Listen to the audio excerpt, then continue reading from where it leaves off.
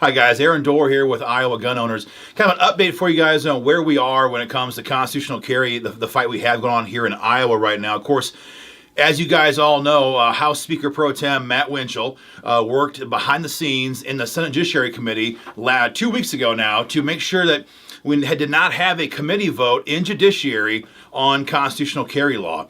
And since that time, there's been a lot of noise here in Iowa and questions, why would the pro-gun House leadership care so much and try to kill constitutional carry law here in Iowa? See, in the wake of the Florida shootings, we've seen numerous states advance this very bill. In Colorado, for example, the very next day after the shooting in Parkland, Florida, Colorado, in their state Senate committee, the same committee, Judiciary Committee, they hammered through constitutional carry. That bill is still moving right now in Colorado because they know what I guess people here in the Iowa Capitol don't know, and that is the best way to stop a madman with a firearm is to put more guns in the hands of law-abiding citizens. That's what constitutional carry law is all about, easing the way for more and more Iowans to have access to firearms, to carry those firearms for self-defense. This is the question we have again now that many people are asking us is, why would Matt Windschitl do this? Because don't forget, it's Chairman Brad Zahn of the committee and our floor manager, Senator Jason Schultz. Both of these state senators have come to us and said that it was Matt Windschitl who went to their Senate leadership office the day of the committee vote and worked overtime to make sure that leadership took that bill off the agenda. And so the question now is, why, and what can we do now as Iowans to get back on track in the fight for constitutional carry? So, hey guys, here's kind of the backstory, what you might not know about Matt Windschitl and the constitutional carry issue. There's a lot of backstory here that you might be shocked to find out, and we've been ticked off about it for a very long time. You know, Windschitl was first elected in 2008, fall of 2008, and he's over there in western Iowa. So when most of the GOP candidates across the state got slaughtered, that was a western Iowa, kind of a safe seat, and he won that spot pretty well. And I went and talked to him his very first year in the Capitol, and I told him our objective here in Iowa on behalf of Iowa Gun Owners, then a baby, tiny little organization, was to advance constitutional carry. And his first question was, well, what's that? So I explained to him what constitutional carry was, what it means. And of course, if you're new to this, what we're talking about here is it's just the idea that if you're a law-abiding Iowan, there's simply no need to get government permission or pay heavy fees or add your name to a government database to carry a firearm. That's all constitutional carry law is. And of course, I'm sure you guys know, 13 states already have it, so it's not any kind of a new concept. So we asked him in 2009, can you help us advance constitutional carry? And his response at the time was, well, we can't do that right now. We don't have a pro-gun governor. And we said, well, we're never going to get there if we don't have votes on this bill to see who's good and who's bad and put the bill on then Governor Culver's desk in the first place. And so his response was, no, we have to wait until we have a pro-gun governor. Now, thank God, we had other pro-gun lawmakers in the House and Senate at that time. We had Senator David Hartsuch in the Senate chamber and a variety of pro-gun stalwarts in the Iowa House. The late Dwayna Lunds was there. Many people who were there to help fight for this bill. And we did get a vote in the Iowa House in 2009 on constitutional carry. Back then it was House File 596. It's a 10-year-old memory right there, folks. 10 years old. And, that number is still there in my head. And we had a vote, and we had a 49-49 tie. That's how close we were in 2009. We got close, not quite close enough. In 2010, we're there again trying to advocate for same bill, for constitutional carry. And his response was, this is again Matt Windschitl. We asked him to help lead this charge. Well, pro-gun governor, but we also have to have a pro-gun House. If we don't have a Republican-controlled, his words, for a pro-gun House, what can we possibly do? We have a minority here right now. So, okay, well, we have to get a vote on this bill again so we know who's good and who's bad. He wouldn't touch it again, second year in a row. And so what happened then was other pro-gun lawmakers, again, had to step in and force that vote.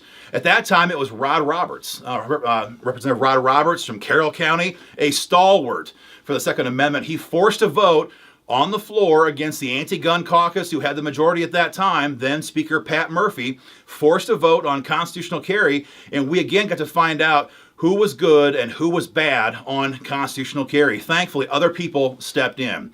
armed with the results of that vote, IGO members in the fall of that year, 2010, gutted the anti-gun majority caucuses in the House. Took out, by my record, 22, maybe 23 anti-gun lawmakers with that vote. That's how important getting that vote was for us in 2010. So what happens in that election cycle? The House flips. The GOP now takes over the Iowa House. And the same Representative Windschitl, who had been all along saying, once we get control, once we get the majority, then we can move some major bills. Well, gun owners did their job, got him and his people in Des Moines a pro-gun majority, flipped the Iowa House. 2011 comes along, and now we have a hero, a true hero for gun rights, and Representative Tom Shaw from Lorenz, Iowa, one of the best guys I've ever worked with in any state capital, and I've worked in many of them. And Representative Shaw introduced constitutional carry for us again in 2011, and what happens? Representative Windschitl runs up to Tom Shaw. We can't do this right now. Runs up to me. We can't do this right now. We have to have a pro-gun Senate. What can we do? We're just in the House. And of course, the response is pretty obvious. I'm sure that you have the same response. Pass the bill here, put it over there in Gronstall's lap. At that time, he was the majority leader, and make them kill the bill. And let gun owners and let voters here in Iowa, let them have their say on what happens. But we have to pass it in the House first to maintain those campaign promises. Of course, Matt Windschitl worked overtime in 2011 to shut that bill down. And Representative Tom Shaw, a man's man when it came to the Second Amendment, he's long out of office now. Tom Shaw forced a vote against his own party on behalf of constitutional carry law. That was real courage.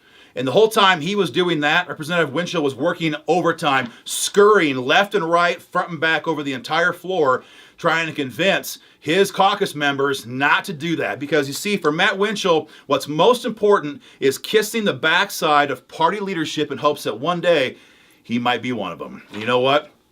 He was successful. He is now the Speaker pro tem in the Iowa House, and constitutional carry law died that year in 2011.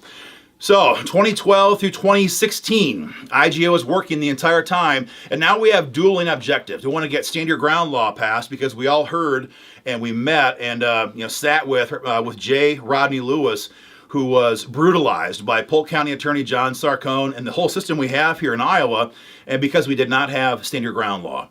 And so we worked for years then to get both stand your ground law passed as well as constitutional carry.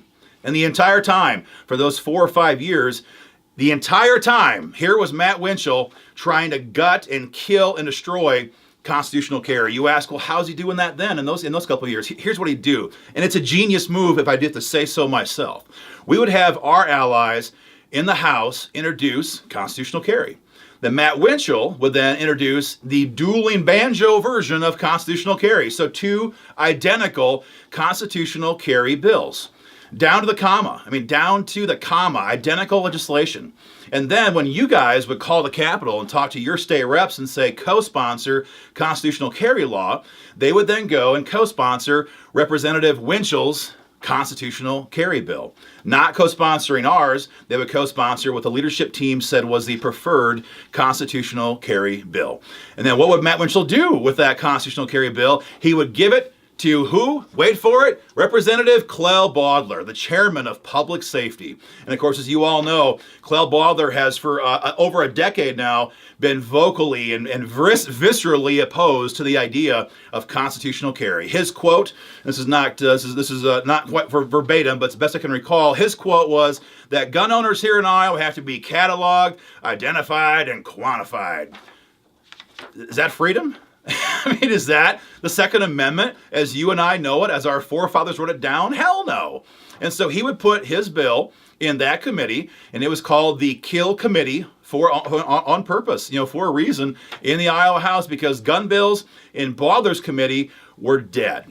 And that's what would happen. Now, as you guys all know, we're still making tons of progress on this bill because at the same time that Windschitl is doing all he can in the House to kill constitutional carry, Senator Rick Bertrand in the Senate became an absolute champion for gun owners on both stand your ground law and constitutional carry, carrying all those bills for gun owners for years. And of course, 2016 comes around and gun owners here in Iowa just laid waste just wreaked havoc on anti-gun caucuses in both chambers, and especially in the Iowa Senate.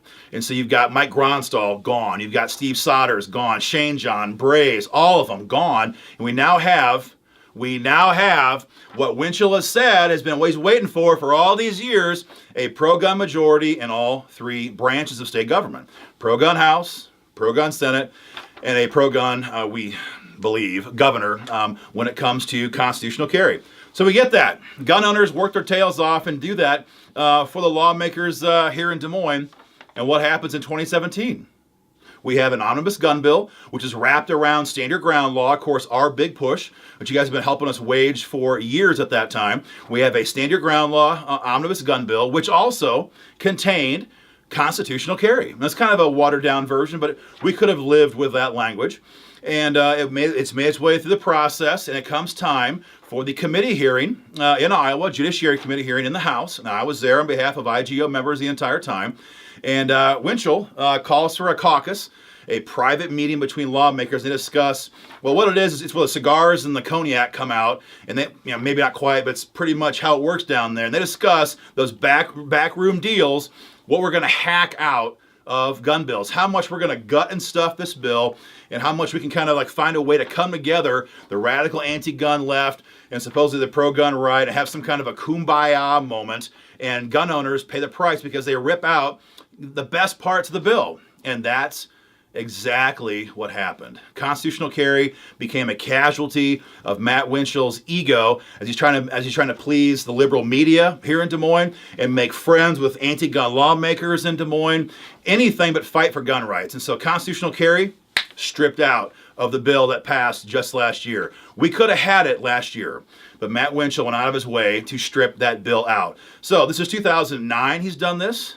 2010, he's done this. 2011, he's done this. The whole phase from 12 to 16, he did the entire time. And now again, in 2017, for the fourth specific instance, he gutted constitutional carry law. That brings us to 2018. 2018, we now have passed Stand Your Ground law. We have this bill in the books. It's done. We're past that fight. We're now working again on what? Constitutional carry law. We have 18 co-sponsors in the Iowa State Senate. Senator Bertrand continues to be an absolute fearless champion for gun owners all across the state.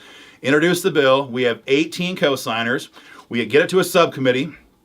A lot of you guys were there. It was a great day in the Capitol Hill. We had Larry Pratt coming to town from Gunners of America. A lot of you guys were out there. We got past that subcommittee with a 2-1 vote, and we're now heading 100 mile an hour towards the Judiciary Committee to pass that committee. And what happens after all this work and all the time that you guys have spent to elect a pro-gun majority in both chambers, all the emails that you have sent, all the phone calls you've made, all the donations you guys made to give us the ammo that we have to politically shoot with, to advance this bill in Des Moines? What happens the day of the Judiciary Committee meeting?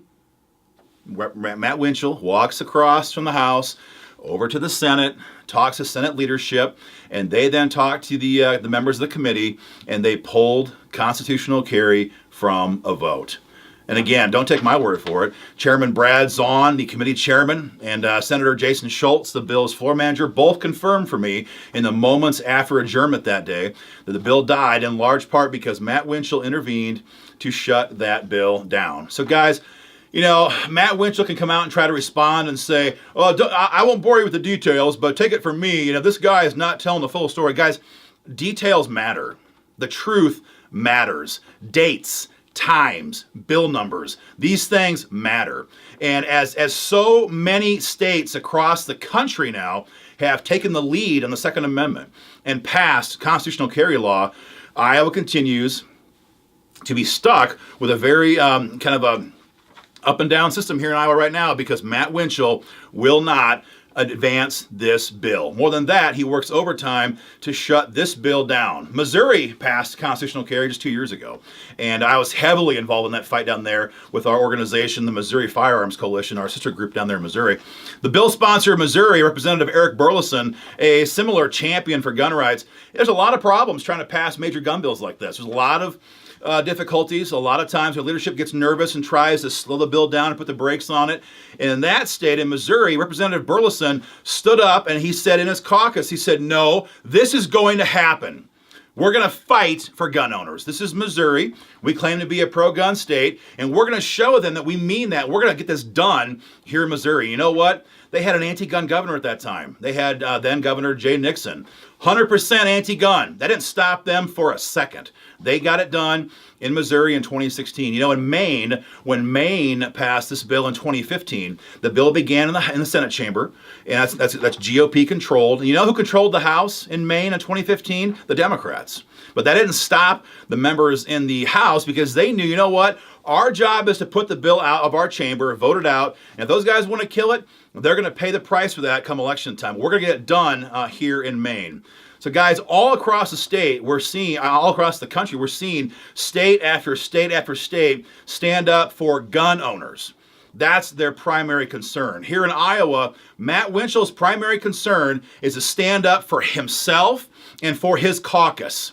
And you see, if there's a vote on constitutional carry on the House floor, some of his colleagues, the way it sounds, are going to vote against it. And we're fine with that because we know how to deal with that. You guys know how to deal with lawmakers in both parties who won't support the Second Amendment. But we're not going to have that chance if Matt Windschitl continues to protect his own buddies in Des Moines at the expense of your gun rights. Guys, you know, we were one of the last states in the nation, frankly, to pass shall issue law in 2010.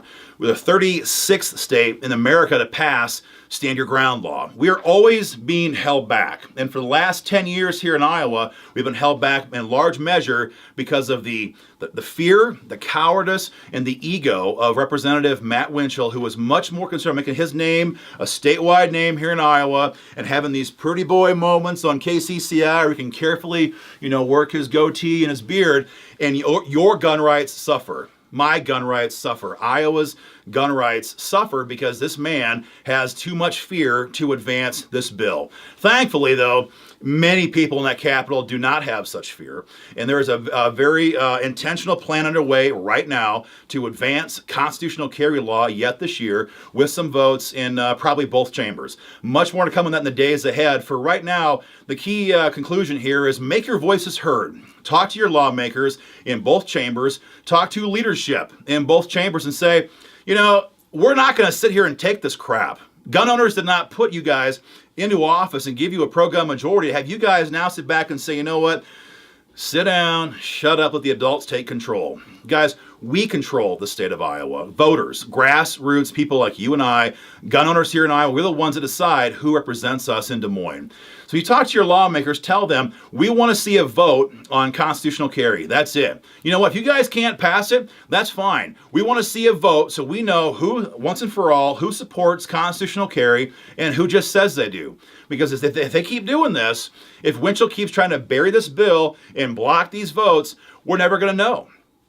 Come election time, you guys can't hold people responsible and accountable if we don't know who's good and who's bad. So guys, that's where things are right now on constitutional carry. We have a major problem in the House with Speaker Pro Tem Matt Windschitl. We have much more to come on this in the days ahead. Guys, please stay involved in this fight. Share a video with all your friends and family and join IGO right now. Guys, it is open season right now on gun owners all across the state and all across the country. It's no secret that our governor right now is publicly saying that she wants to hold back on any pro-gun bills. When she was asked by the news, would she support more gun restrictions, she would not comment either way, and she wants increasing federal oversight and control over gun owners. This is not good, guys. We have to all get together on the same page here and fight back, stand up and say, you know what? We are not responsible for the actions of a madman in Florida or any other mass shooting. Gun owners in Iowa are the most law-abiding, reasonable, the best citizens of our state. And we're not going to sit back and pretend that we're somehow to blame for what some madman did in Florida. We need all hands on deck, guys. Join IGO right now. Our website is iowagunowners.org. Much more to come. Thank you very much.